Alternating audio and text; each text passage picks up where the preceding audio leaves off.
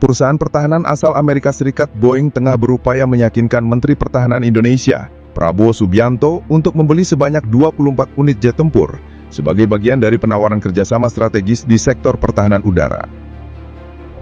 Produsen dirgantara ternama asal Amerika Serikat Boeing kembali merayu Indonesia dengan tawaran yang menggoda iman militer. Pembelian 24 jet tempur generasi 4,5 yakni F-15EX. Tak sekadar datang dengan senyum manis ala diplomat, Boeing juga membawa sekoper penuh keuntungan strategis yang bisa membuat para pengambil kebijakan di tanah air mengerenyit, bukan karena bingung, tapi karena tergoda. Semua ini berawal dari sebuah Memorandum of Understanding yang ditandatangani pada bulan Agustus tahun 2023 silam. Saat itu, Prabowo Subianto, yang masih menjabat sebagai Menteri Pertahanan di bawah kepemimpinan Presiden Republik Indonesia ke-7, Joko Widodo, berangkat ke markas besar Boeing di St. Louis. Di sanalah terjadi momen tos berjabat tangan yang penuh makna, sekaligus pemberian kode khusus F-15 India Delta November sebagai identitas pesawat tempur yang bakal menjadi milik Indonesia. Robert Novotny, sang Direktur Eksekutif Urusan Pengembangan Bisnis F-15 dari Divisi Pertahanan, Antariksa dan Keamanan Boeing, dengan penuh semangat menyatakan bahwa nota kesepahaman tersebut adalah bukti cinta, maksudnya bukti komitmen kerjasama antara kedua belah pihak. Menurutnya, kontrak pembelian bukan lagi sekadar wacana, melainkan tinggal beberapa langkah lagi menuju kenyataan. Kami sudah salaman, tinggal nunggu akad. Begitu kira-kira versi humorisnya.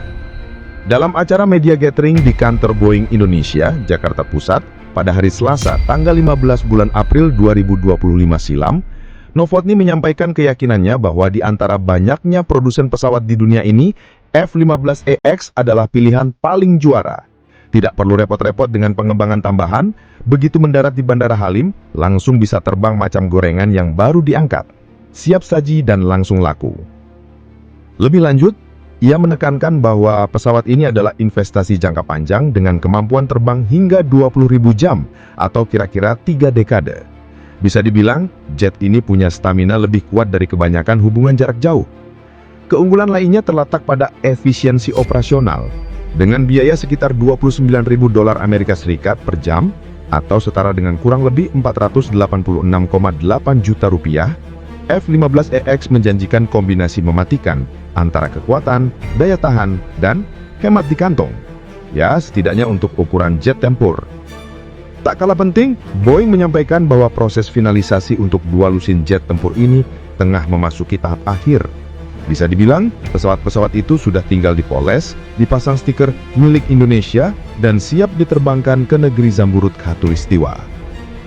Menurut Penny Bird, Presiden Boeing untuk kawasan Asia Tenggara, kolaborasi ini bukan hanya soal beli pakai selesai, melainkan juga mencakup peluang investasi dan penguatan sektor industri pertahanan dalam negeri. Boeing menawarkan skema imbal dagang kandungan lokal dan offset sebesar 85%. Artinya, 8 dari 10 baut dalam pesawat tersebut bisa jadi diproduksi di pabrik tetangga Anda. Lebih lanjut, Bird menjelaskan bahwa tim Boeing telah beberapa kali datang ke Indonesia bukan hanya untuk mencicipi rendang, tapi untuk merancang kemitraan yang konkret dan berjangka panjang.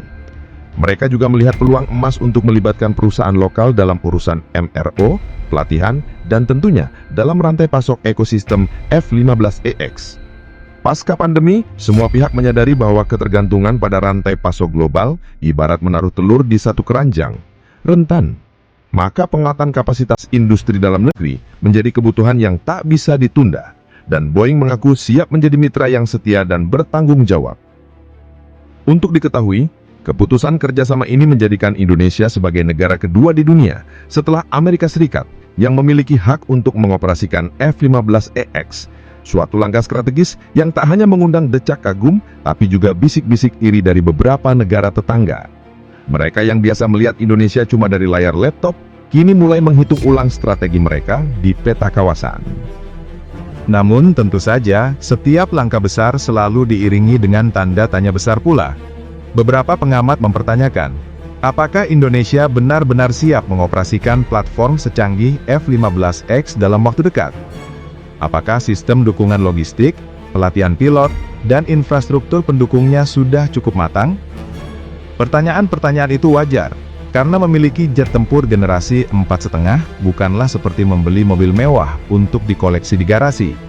Ia harus diterbangkan, dirawat, diuji dalam latihan-latihan berintensitas tinggi, dan yang paling penting, dihadirkan sebagai instrumen penangkal atau deterrence yang nyata. Boeing sendiri dalam penyataannya menyadari bahwa keberhasilan program ini sangat bergantung pada kesiapan mitra lokal.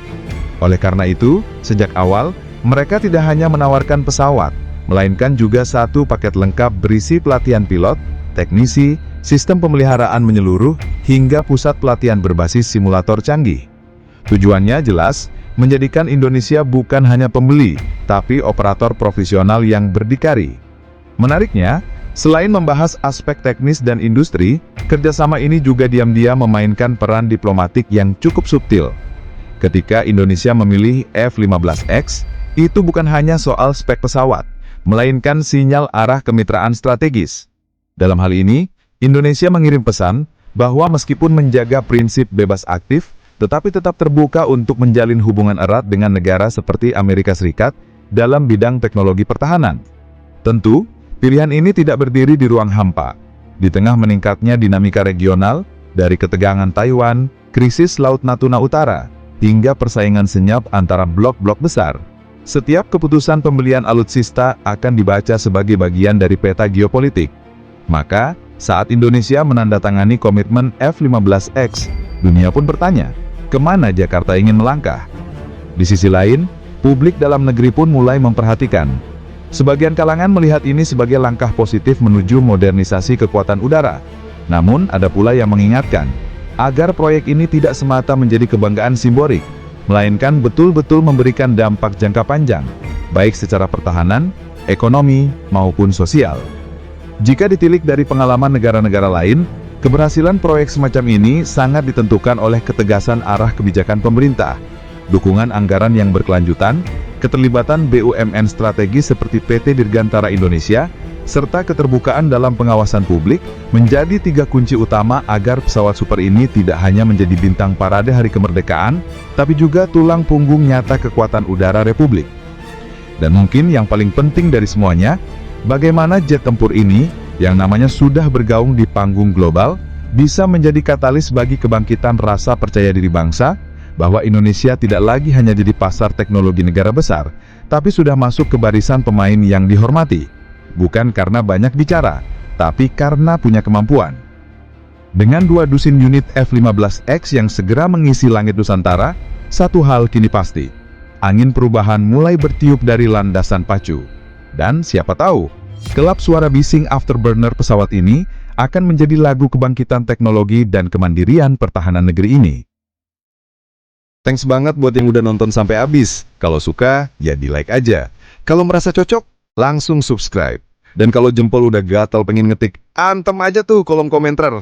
Mau debat? Boleh. Mau bercanda? Gas! Yang penting sopan.